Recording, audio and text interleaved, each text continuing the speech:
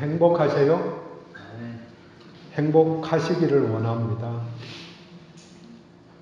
행복을 찾아서 소유하는 것도 좋지만 행복을 누리는 것이 더 중요할 것입니다. 자동차를 사는 것은 소유하는 거지만 타고 다니는 것은 누리는 것이지요. 누리지 못하는 소유는 짐이 될 뿐입니다. 많이 가진 것이 중요한 것이 아니고 얼마가 되었든 또 무엇이 되었든 가진 것을 누리는 것이 행복으로 인도합니다. 행복을 최고의 가치로 생각하고 살아가는 사람들이 아주 많습니다. 그럴 경우에 문제는 불행을 느낄 때, 또 고통을 겪을 때 삶의 의미를 잃어버리고 자포자기할 수 있다는 점입니다. 물론 행복을 얻으려는 마음 자체가 문제가 있는 것도 아니고 무엇을 통하여 얻을 수 있는가 하는 문제와 지속적으로 가진 것을 누릴 수 있는가 하는 것이 문제일 것입니다. 얻은 것을 누려야 하는 것이 인지상정인데 문제는 젊을 때부터 시작해서 장년기까지 얻는 데에 급급해서 인생을 살아오게 됩니다. 이럴 경우에 노년기에 들어서 누리려고 하면 누릴 여건이 되는 분도 있지만 여건이 된다고 누릴 수 있는 것도 아니고 여건이 안 되면 누릴 수 없기 때문에 문제입니다. 노년에 이르기까지 누려보지 못했는데 막상 기회가 와도 누리지 못하게 됩니다. 그래서 옛날 노래에 노세 노세 젊어서 노세 한편으로는 말이 되죠. 나이 들면 다리가 아파서 놀러 가자고 해도 힘들어서 못 다니는 거죠. 거기에다가 혼자 누릴 것도 아니고 함께 누려야만 기쁨이 배가 되고 누림이 평안으로 와닿게 됩니다. 행복을 추구하고 결국은 궁극적으로는 누리자는 건데 누림이 목적이기는 하지만 그 과정이 사귐입니다. 사귐 자체도 평안을 주지만 사귀는 것이 누림을 이끌어내기 때문에 중요합니다. 혼자서 다 쌓아놓고 아무리 많아도 또 행복의 조건들을 다 갖추어도 행복하다고 그렇게 이야기하는 사람 못 보는 거죠. 혼자서는 외롭다 이렇게 이야기하는 거죠.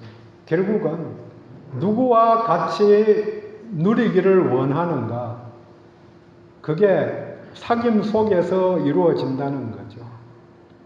그래서 잘 사귀어지면 교제가 풍성해지면 그 자체가 누림이 되고 행복을 지속적으로 나아가는 거죠. 이 점에서 요한 1서는 기록 목적이 1장 4절에 우리의 기쁨이 충만하게 하려고 이 글을 쓴다고 요한은 말합니다. 물론 2장 1절에서는 너희로 죄를 범하지 않게 하려 함이라. 그래서 죄를 범하지 않게 또 한편으로는 궁극적으로는 기쁨이 충만하게 하려고 이 글을 쓴다는 거죠. 생각해 보면 많은 행위들을 하는데 그 행위들을 왜 하는가 물으면 어떤 이유든지 다 기쁨이 충만하게 되는 것, 이걸 생각하는 거죠. 기쁨 충만이 요한 1서가 제시하는, 또 요한일서를 요한이 쓴 목적이기도 합니다. 그런데 이 기쁨 충만은 3절에 우리가 보고 들은 바를 너희에게도 전함은 너희로 우리와 사귐이 있게 하려 함이니 우리의 사귐은 아버지와 그의 아들 예수 그리스도와 더불어 누립니다. 기쁨 충만이 뭐냐? 예수 그리스도와 함께 누릴 수 있어야 하고 있는 것이다. 이게 다른 길로 얻을 수 있는 게 아니고 사귐을 통해서 얻을 수 있다. 사귐이 누림이 됩니다. 누림은 사귐, 즉 교제를 통해서 이루어집니다. 좋은 사귐이 없는데 평안한 누림이 없을 것입니다. 또 이를 통해서 기쁨이 충만한 삶을 살아갈 수 없는 거죠. 좋은 사귐, 이게 궁극적으로 중요하다는 거죠. 일단 사귐을 통한 누림을 기억하고 본문으로 들어갑니다. 본문은 일상에서 거룩하게 살아가는 성화의 과정을 아주 잘 보여줍니다. 신앙 고백문에서 성화에 대해서 이야기를 잘 정리해서 전해주죠. 거기에 뭐가 포함되는지. 같은 내용이 오늘 본문을 통해서 같이 나눌 수 있기를 원합니다. 첫째, 잘 누리려면 건강한 사귐이 필요한데 이 사귐의 대상이 둘이라고 본문은 이야기합니다. 항상 누구와 잘 사귀어야 하는가, 이 두 가지를 동시에 기억하라는 거죠. 첫 번째는 6절에 하나님과 사귐이 있다 하고, 우리 하나님과 사귐입니다. 이 사귐을 통해서 기쁨을 누리는 것이 인생에서 중요합니다. 사귐이 목적이고 일상 행하라는 대부분의 요청들은 방법일 따름입니다. 궁극적으로 봐야 할 게 하나님과 나와의 사귐이고, 또 이제 그를 위해서 예배 잘 드리라 중요하죠. 하지만 왜 예배 드리려고 하는 건데, 왜라는 질문을 뒤집어 들어가 보면은 잘 사귀자, 하나님과 깊은 교제로 들어가는 그 길이 예배 드림으로 또 어떤 때에는 기도함으로 그렇게 교제가 형성되는 거지, 나 몰라라 하고 찾지도 않고 보지도 않으면서 교제한다? 그건 말이 안 되잖아요. 1년에 한 번씩이라도 전화하면은 그래도 친한 것 같은데, 한 5년 정도 잊고 있다가 전화하려고 그러면은 이거 해도 되는 건지 까마득한데 어떻게 생각할까? 친척이라도 그런 생각이 들거든요.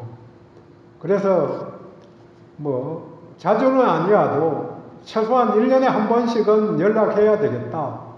그렇게 형성이 되면 나아지는데, 그러니까 그걸 전화를 하느냐, 편지를 쓰느냐, 찾아가느냐, 그거는 방법이라는 거죠. 결국 하나님과 교제하자, 이게 궁극적인 목적인데 그걸 봐야 되는 거죠. 사귀기 위해서 기도하고, 사귀기 위해서 헌신하고, 사귀기 위해서 예배하는 것입니다. 두 번째로 7절에 우리가 서로 사귐이 있고, 서로 간에 성도들 사이의 사귐입니다. 물론 이 사귐 안에 가족들도 포함되는 거죠. 이 세상에서 살아가는 데에 이 사귐이 중요합니다. 하나님과의 사귐을 드러낼 수 있는 길이고, 하나님을 증거함으로 또 하나님께 영광을 돌리는 길이기도 합니다. 두 가지 사귐을 항상 기억해야 합니다. 하나님과의 사귐, 또 이웃과의 사귐입니다. 이게 항상 성도들의 삶의 중심부를 차지해야 합니다. 같은 말을 3절에서는 우리와 사귐이 있게, 또 우리의 사귐은 예수 그리스도와 누림이라고 그렇게 표현합니다. 결국 무엇을 해도 그 대상이 하나님 그리고 이웃입니다. 나를 제외한 모든 사람들이 다 이웃이지요. 이 사귐이 우리를 기쁨 충만으로 인도해 줍니다. 두 번째, 이 사귐으로 들어가려면 사귐에 합당하게 행동해야 한다고 본문은 말합니다. 그러려면 먼저 우리와 사귐의 대상을 바로 알아야 합니다. 6절에 하나님은 빛이시다 이렇게 선포합니다. 빛이신 하나님과 사귀는 자들은 7절에 빛 가운데 행동을 해야 합니다. 그가 빛 가운데 계신 것 같이 빛 가운데 행하면 빛이다, 하나님은 빛이다 이렇게 표현하는 게 비유법이지요. 빛과 같은 성향을 가졌다. 거기에 반대되는 개념이 어둠입니다. 어둠. 빛은 진리이고 어둠은 진리가 아닌 것이죠. 그래서 6절에 어둠에 행하면 거짓말을 하고 진리를 행하지 아니함이니, 어둠은 진리를 행하지 않는 것입니다. 빛은 진리를 행하는 것이고 또 진실을 말하는 것입니다. 이 진리는 결국 성경 말씀을 말하는 것이고 예수 그리스도를 말하는 것입니다. 말씀대로 행동한다는 말과 동의어가 빛 가운데 행한다는 말입니다. 말씀에 순종하여 행동하는 자가 빛 가운데 행하는 자들입니다. 물론 반대 개념인 어둠에 행하지 않는 것입니다. 빛이 하나님이시면 어둠은 사탄 마귀를 의미합니다. 사탄과 사귀면서 그의 의도대로 살아가면은 어둠의 자식이 됩니다. 하나님과 사귀려면 그에 합당하게 행동해야 합니다. 물론 사람과의 사귐도 마찬가지입니다. 합당하다. 내 기준이 아니고 상대방의 호불호를 판단하여 행동하는 것이 당연합니다. 물론 사람들을 대상으로 할 때에는 전적으로 상대방의 호불호만 따라갈 수 없지요. 왜냐하면 진리가 아닌 것을 요청할 때도 많이 있기 때문입니다. 뇌물을 요청할 때 안 주는 게 당연한데 좋아한다고 따라가면 같이 망하는 거죠. 하지만 우리 하나님은 진리이시기 때문에 그분이 원하시는 대로는 따라가면 되는 거죠. 그러니 하나님의 호불호에 따라 하나님이 기뻐하시는 것 그대로 행동하고 기뻐하지 않는 것은 따라가지 않는 게 당연한 거죠. 거기에 합당하게 행동을 해야 합니다.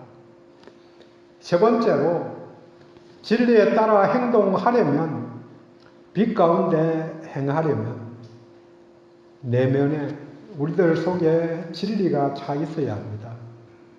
내면에 빛이 아닌 것, 어둠에 속한 것이 조금도 없어야 합니다. 거룩해야 합니다. 모든 불의에서 깨끗하게 되어야 합니다. 내 속에 어둠이 남아있으면 행동할 때에 어둠이 나타나게 됩니다. 왜 불평하는가? 불평이 속에 있기 때문입니다. 왜 악한 행동을 하는가? 악이 내재해 있기 때문입니다. 내면이 문제입니다. 예수님이 말씀하십니다. 사람에게서 나오는 것이 사람을 더럽힌다.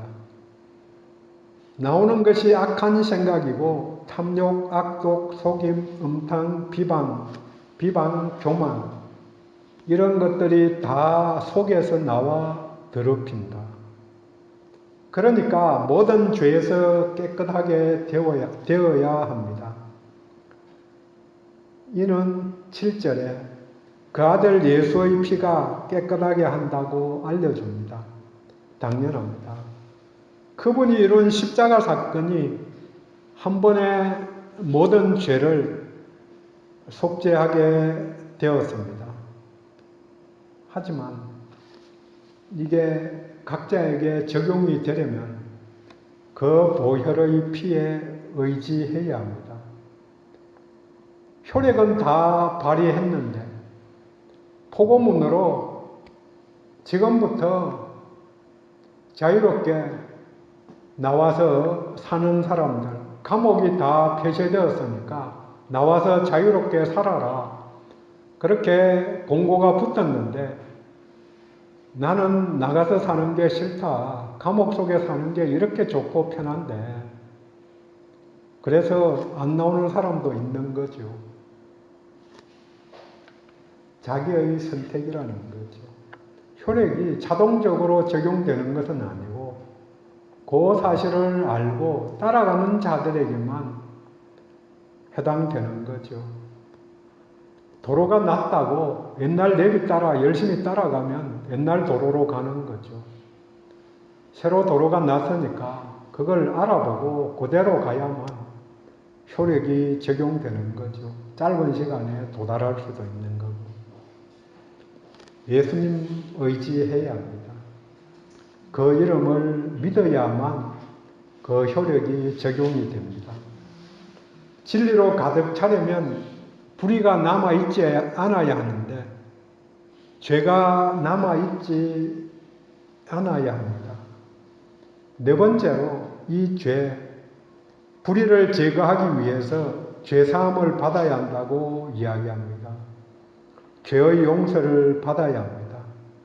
그리고 용서의 전제는 고백입니다.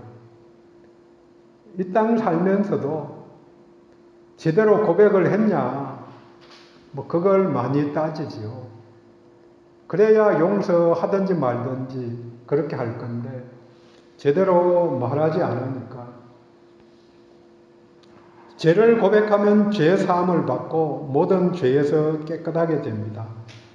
하지만 당연하게 자동으로 되는 것은 아니죠.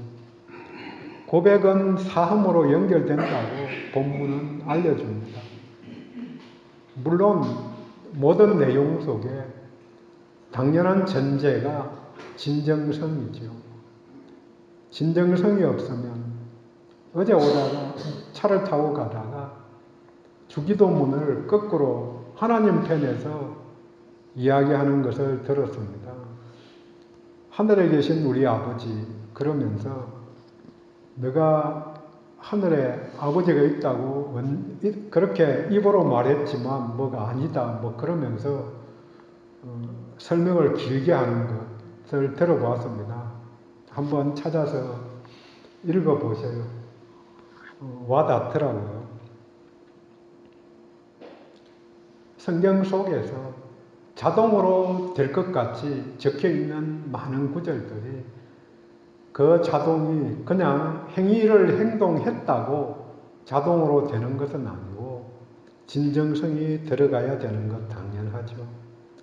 9절에 우리의 죄를 자백하면 우리 죄를 사하시며 또 그 결과로 모든 불의에서 깨끗하게 하실 것이요. 그렇게 될 줄 알고 믿는 것은 우리 하나님이 미쁘시고 의로우시다. 이렇게 성경은 말합니다. 믿보다 이 말은 신실하다, 믿을만하다 그런 뜻이죠. 의로우신 분이니까 거짓말을 하지 않으시는 분 당연하죠. 물론 8절에 우리가 죄가 없다고 말하든지 10절에 범죄하지 않았다고 말하면 스스로 속일 뿐 아니라 하나님을 거짓말하는 이로 만든다고 말합니다. 다 죄가 있다고 하나님이 그렇게 선포했는데 내가 스스로 죄가 없어요. 나는 잘못한 것도 없어요. 이렇게 말하면 하나님이 거짓말쟁이든지 내가 거짓말쟁이든지 둘 중 하나라는 말이죠. 현대인들의 문제는 자신의 죄를 인정하지 않는 것입니다. 그래서 정신병의 종류를 굉장히 다양하게 만드는 거죠. 죄가 아니고 성향이다. 그 다음 환경이 문제이다. 그래서 제가 정신병의 종류가 몇 종류나 되는지 종류를 이야기하는 거죠. 세부적으로 내용을 이야기하는 게 아니고 100가지도 넘더라고요. 근데 마지막에 뭐라고 적혀 있느냐? 명시되지 않은 정신장애. 명시되지 않았지만 정신장애가 있는 게 확실하면 정신병이다. 이렇게 가는 거죠. 그래서 이게 한 발자국 나아가서 지금 어떤 식으로 나가느냐면 정신질환이 범죄를 일으킨 것이지 본인 잘못한 게 전혀 없는 거다. 병이 들어서 그렇게 행동하는 걸 왜 그 사람에게 묻느냐. 병 들게 한 게 문제지. 그래서 사이코패스 이런 것도 그게 뭐가 문제냐. 그 정신병인 줄 알고 또 약까지 먹었는데 범죄했으면 정신병이 문제니까 벌을 주면 안 된다. 감옥에 갇히면 안 된다. 그렇게 주장하는 거죠. 한편으로 생각해 보면은 세상 논리에서는 말이 돼요. 모든 게 정신병 때문에 그러는데 그래서 잘못된 게 그 사람에게 어떻게 책임을 물어요.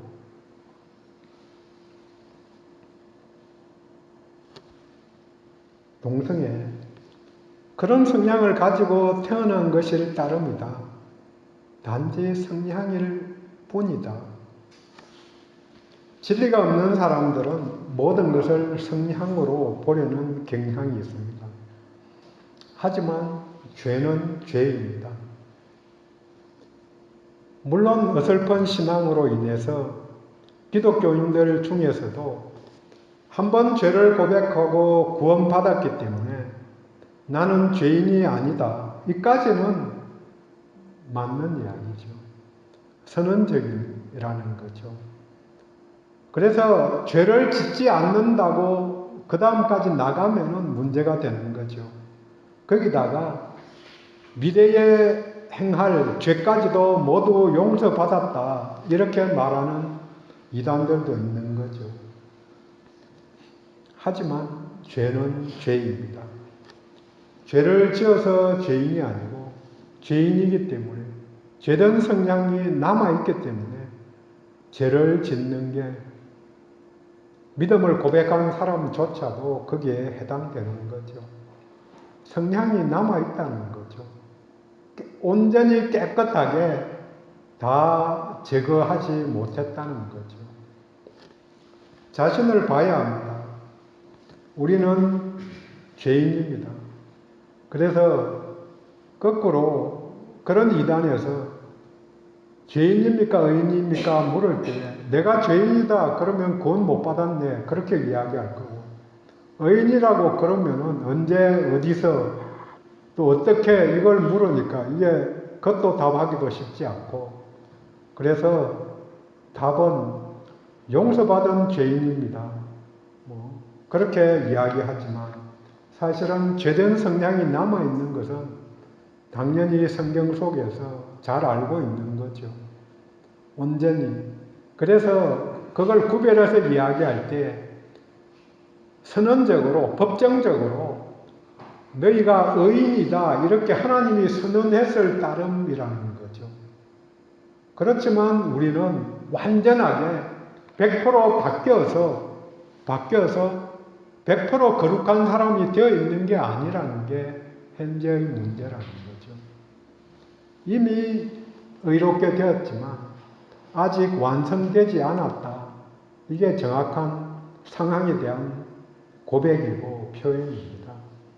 그날이 오면 우리 주님 만나는 그날이 오면 재림에 다시 오시는 그날이 되면 우리들은 온전히 완전하게까지 될 것입니다. 하지만 의롭다고 인정은 받았지만 현재는 그 완성을 향해 나아가고 있는 단계에 있다는 거죠.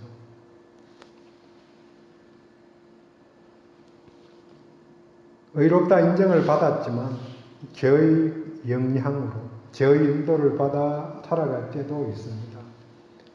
진리가 없기 때문에, 속에 진리가 있어도 진리대로 살지 않기 때문에 다시 죄를 반복해서 짓는 현실입니다. 하나님의 원수들이 하는 행동을 성도들이 하는 것입니다. 회개하고 다시 반복하지 않으려는 결단이 필요합니다. 아울러서 하나님의 도우심을 구해야 합니다. 정리합니다. 누림, 사귐의 연결고리를 봅니다. 물론 개인적으로 어느 과정에서 진행이 되지 않아서 성화를 이루어가지 못하는지 분석해 봐야 합니다. 먼저 누리기 위해서는 사귐이 있어야 합니다. 사귐을 위해서는 빛 가운데 행해야 합니다. 빛 가운데 행동하기 위해서는 죄와 결별하고 불의와 결별하고 깨끗하게 되어야 합니다. 깨끗하게 되기 위해서는 죄를 자백하고 죄사함을 받아야 합니다. 죄사함은 예수의 피로 하나님의 신실하심과 의로우심으로 말미암아 당연하게 이루어질 것입니다. 이 반대로 사귐이 없는 것은 어둠에 행하기 때문입니다. 이는 진리가 없기 때문입니다. 죄가 없다고 말하거나 범죄하지 않았다고 말하는 자는 여기에 속합니다. 하나님은 빛이시고 사탄이 어둠입니다. 우리는 어둠과 사귀는 자들이 아니고 빛과 사귀는 빛의 자녀들입니다. 기도하겠습니다.